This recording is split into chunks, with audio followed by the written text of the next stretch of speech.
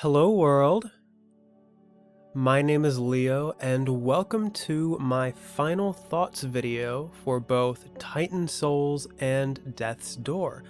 Since they are both made by Acid Nerve, I figured it would be better to talk about both games in a single video as a way to kind of compare and contrast the two and talk about each one on its own individual merits.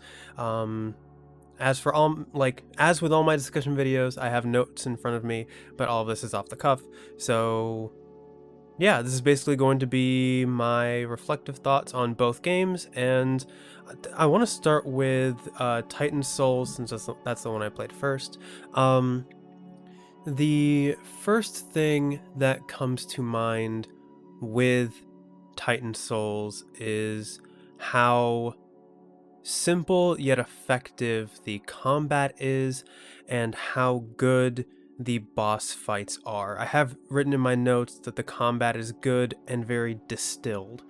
It's only a few mechanics with like dodging, you have a single arrow and you're able to call the arrow back to you. And yeah, it's very simple, but it's very effective.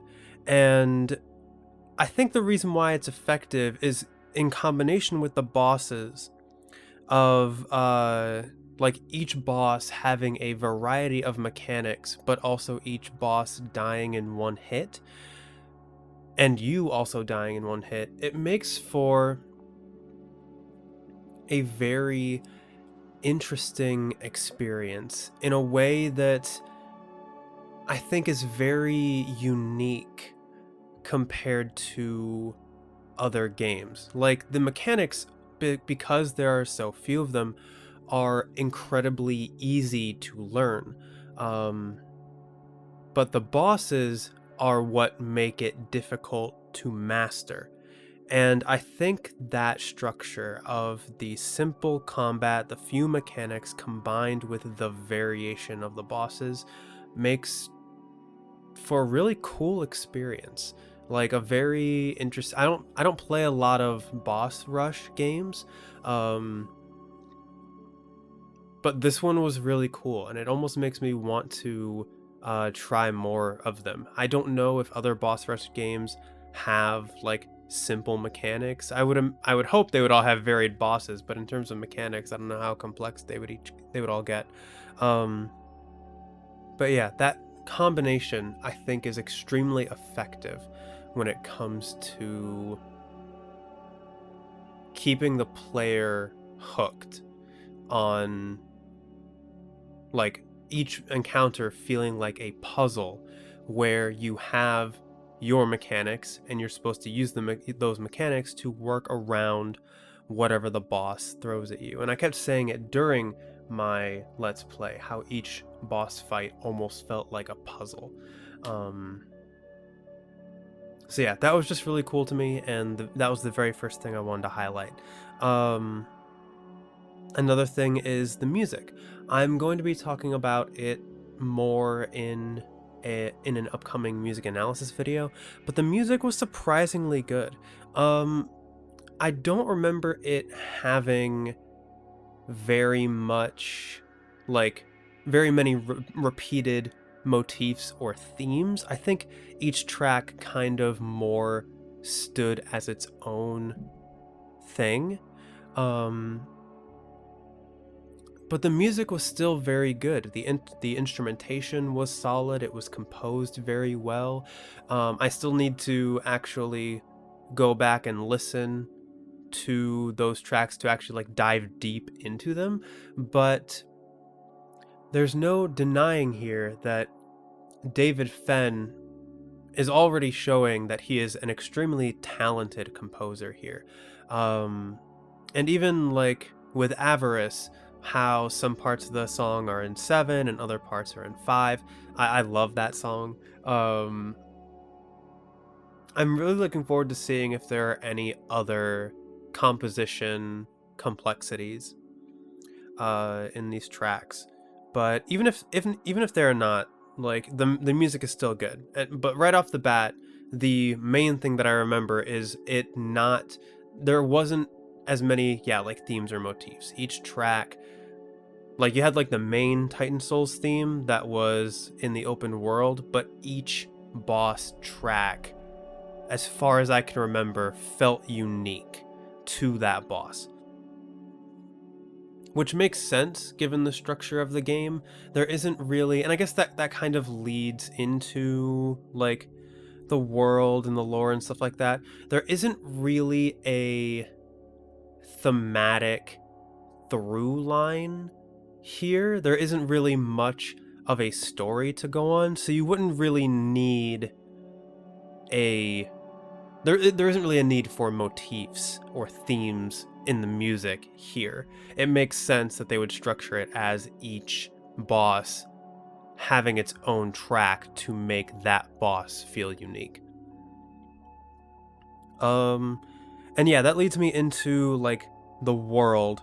The world feels extremely Souls-like.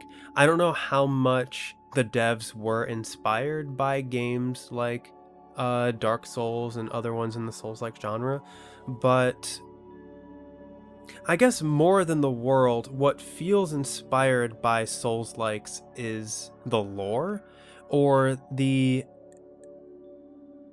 very like vague nature of the lore. I know that in at least FromSoft Souls-likes, other Souls-likes will tackle their lore however they please, but it's very stereotypical of the Souls-like genre to have vague lore, and I believe FromSoft games in particular give a lot of their lore in the item descriptions. Here it's even more vague in a sense because there are no items. All of the boss names are in a different language until the end of the game, and only one of the boss's names is in a language you can understand, and only one of the bosses, a different one, talks to you. So the lore is like extremely vague even for Souls-like standards, and you do have like the paintings on the wall that describe a little bit things that were going on, but I think all of this is actually a bit by design. The focus is definitely on the bosses, and like after you beat the final boss of Truth, you learn the language, so you're able to see the names of the bosses, and there are vague like references to like themes of power and knowledge, and even in Death's Door it's referenced that the boy in Titan Souls killed all the titans to gain looking for the power of the gods, but it cost him his soul. And more than anything, I think this vague lore makes the game overall feel like this was a practice project leading up to Death's Door.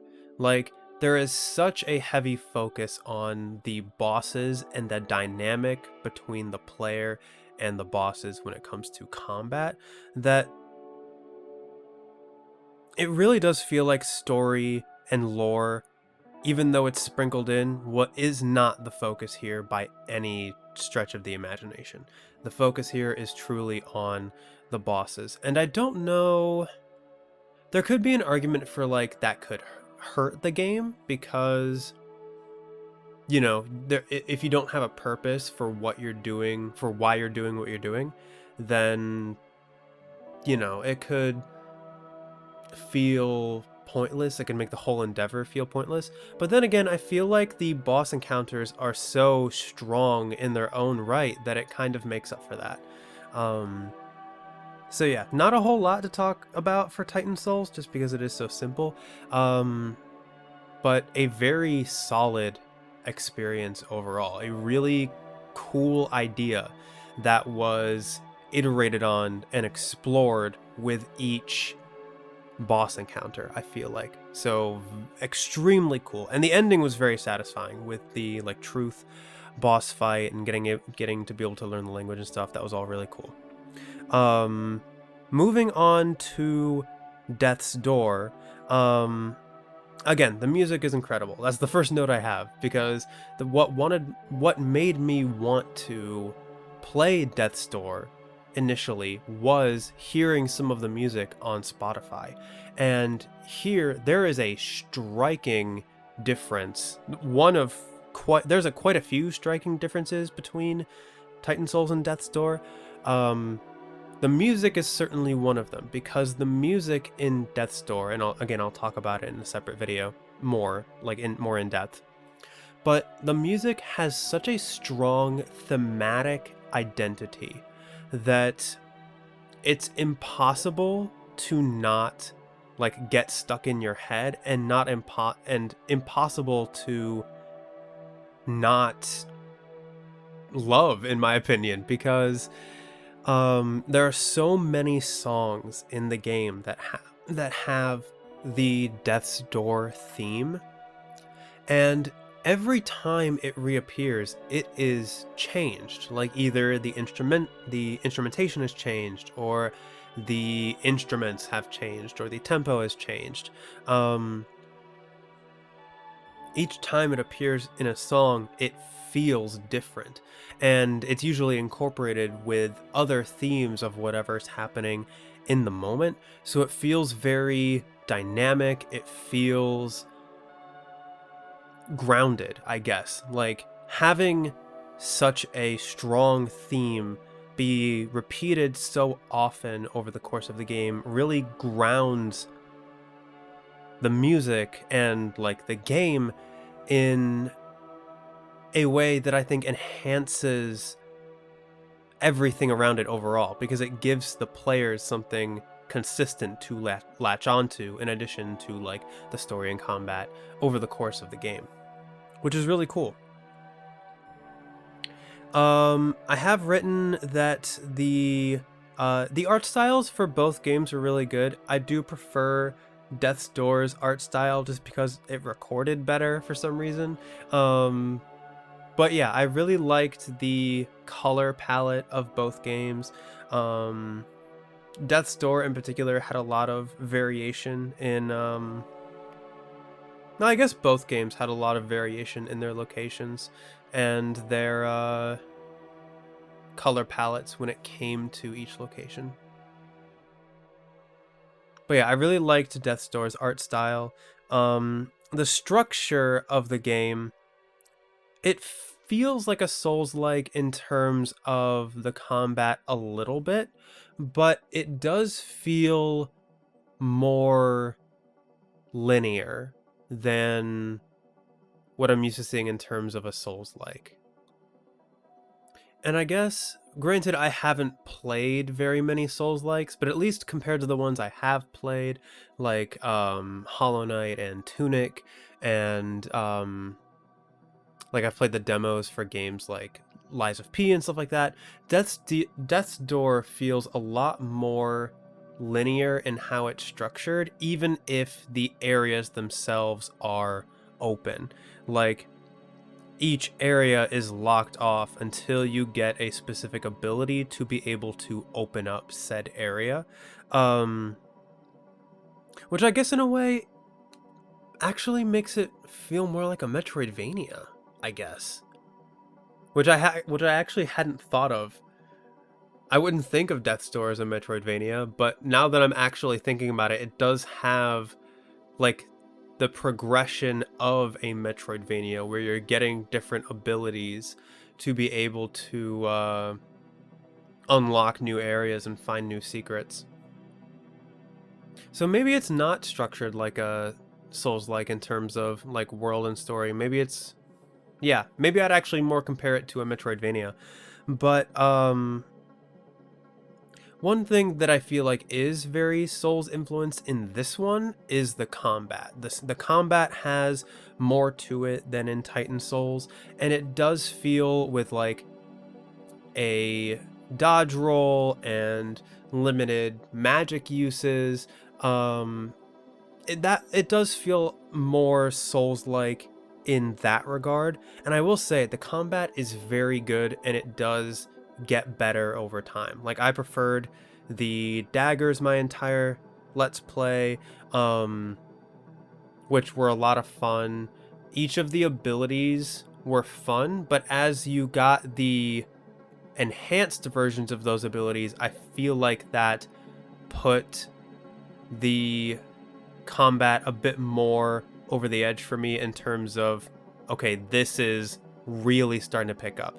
And I feel like that's important because so much of the game and its structure is reliant on that combat. And I think this is one of the negatives of the game, and I did talk about it a bit in my Let's Play, but I do feel like the game is a bit too heavily reliant on combat gauntlets. Like, each area played out basically the same way, where you would explore an initial area solving a puzzle, requiring you to like find different things, and there would be like the souls, and then you would have a combat gauntlet for each soul, and then you would fight Avarice, which was another combat gauntlet, although albeit a very good one, and then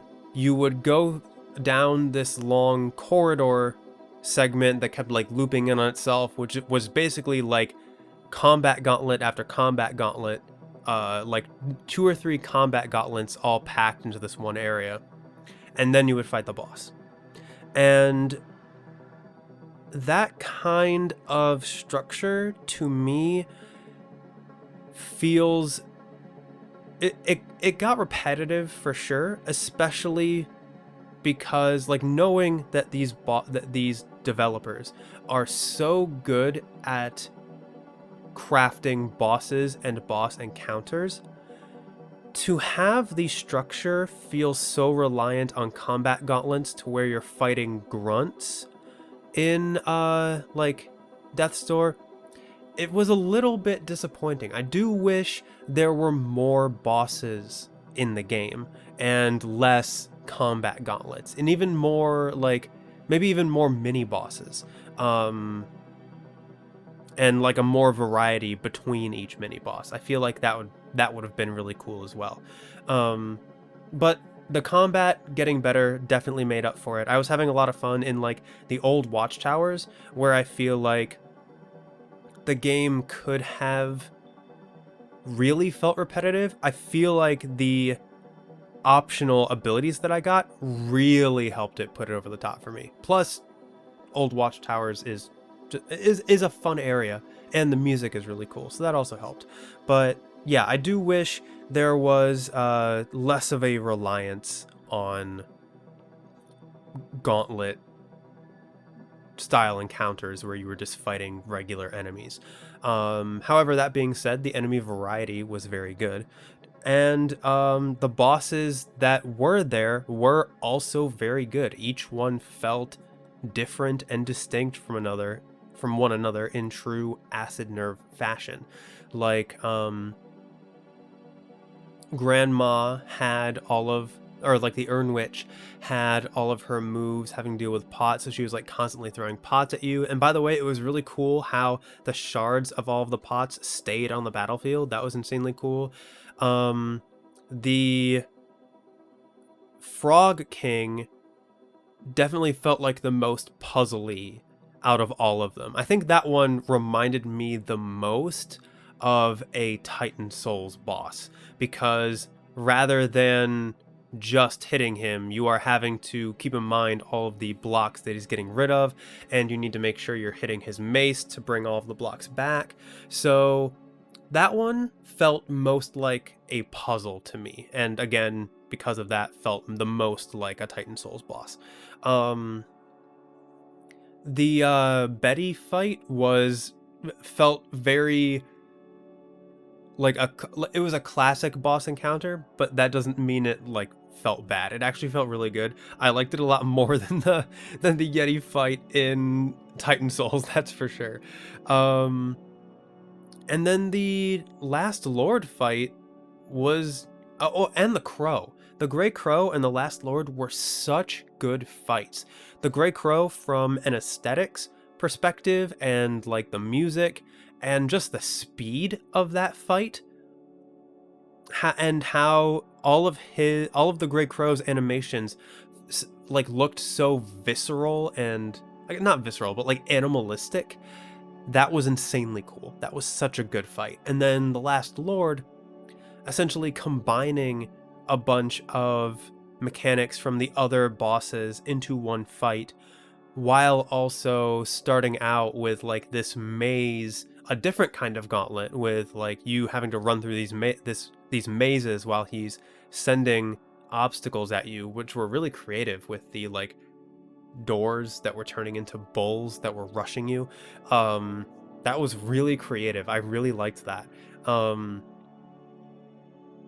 and yeah, it was just a really satisfying fight all around.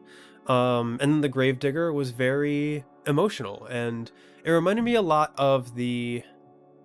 I guess it was a little bit like the Grey Crow fight in terms of feeling and animations, but more like the Yeti fight in terms of like it felt more like a classic boss encounter. Which I don't really know how to define what that feels like. It's more of like a gut feeling, like a classic boss encounter, quote unquote. But I hope you guys know what I mean by that. Um, the last thing I want to talk about with Death's Door. Well, I guess I have two more notes here about the puzzles and the themes. So the puzzles were really cool.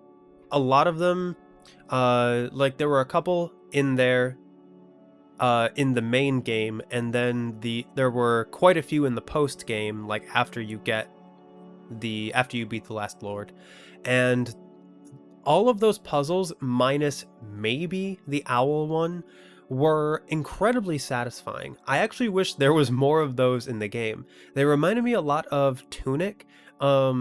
They took a lot of advantage of the environment, especially like the one that keeps coming to mind is the one in the bathroom of the Urn Witch, where you could see the reflections of the vases in the floor, but you couldn't see the vases themselves. So you had to rely on the reflection, and then like the door you couldn't even see. You had to like you could only see it in the reflection as well. That puzzle was extremely satisfying. I loved that. And the whole post game reminded me of that. Yeah, and I just wish there were more of those. They were incredibly satisfying to solve from a like deduction perspective. They scratched an itch in my brain that like Tunic was able to scratch. And yeah, I loved those. But the last thing I want to talk about is like the story and themes. And I guess don't get me wrong, the story and themes I think are great. The characters were really strong, even if they didn't come up in the story all that often. Um, and the themes are very nice. You know, they talk about like how everything must end, and without death you can't really appreciate life. Like I think that's the main theme they were going for. Without death, you cannot appreciate life. However, I do think that they played those themes very safe, and I am a bit surprised by that. So the reason why I think that is one of the themes that they are trying to convey with like the camp of the Free Crows and stuff like that is that people are not supposed to be destined for a lifetime of servitude, like living forever as a slave to the system, or like as they kept putting it, a slave to the rat race, is not a life worth pursuing. It is much better to be able to live free, even if that means you are going to die. And I think that while that is a good sentiment, the way it's portrayed is not indicative of what actually happens in real life. So, like in real life, people obviously are not immortal, but a lot of us are still living our lives as slaves to the rat race. A lot of us will have to spend our lives in some kind of quote unquote servitude, or like a slave to the system, without any hope from escape, or without any hope of escape. And so there's no way for us to like have that freedom, or at least a lot of us, but we are still going to die. So the theme of like it's better to live free, and even if it means you're going to die, it feels like an extremely naive way of looking at things, just because a lot of people aren't going to be free to live the lives they want to live, and are still going to die anyway. So yeah, the themes of the game, while very good, and the story was very good, I just think the themes, I wish it would have been done with a bit more nuance towards those types of themes. Because yeah, this just feels very naive, and it feels very safe. It feels like a very like fairy tale happy ending kind of thing, rather than a reflection of what reality is actually like. But if that's what they were going for, then more power to them. If they're going for more of a like fairy tale, a little bit more naive, happy ending kind of thing, then that's okay. There's nothing wrong with that. I guess I was just more expecting, since the themes of the game are kind of heavy because they are dealing with death, and like even the Last Lord says like, what is the point of all of his life's work if he is just going to die at the end of it?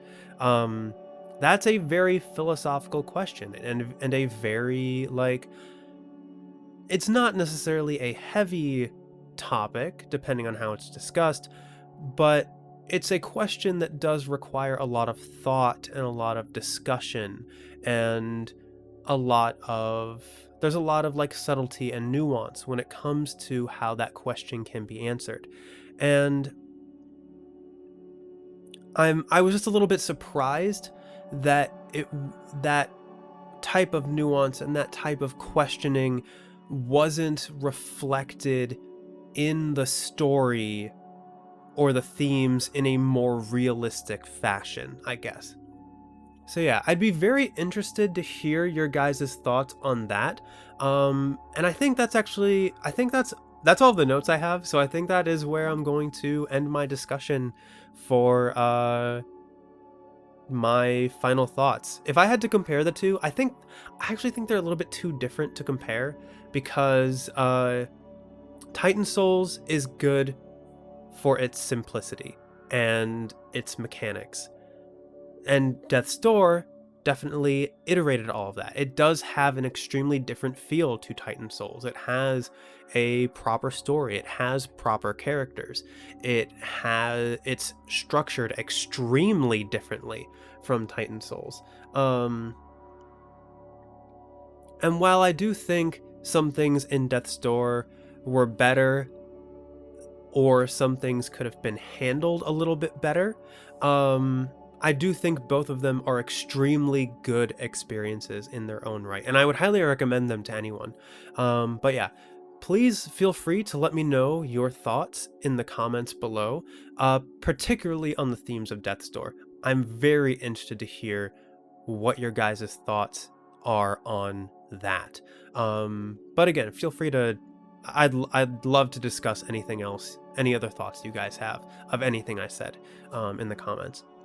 And yeah, keep an eye out for a music analysis / discussion video for both of the games coming out whenever I finish checking out the soundtrack. So yeah, thank you everybody so much for checking out the video. I really do appreciate it. If you want to be notified of when I upload a new part of the file to the archives, go ahead and hit the subscribe button and ring that bell, as well as leave a like or comment if you so desire. Thanks again, and I will see you next time.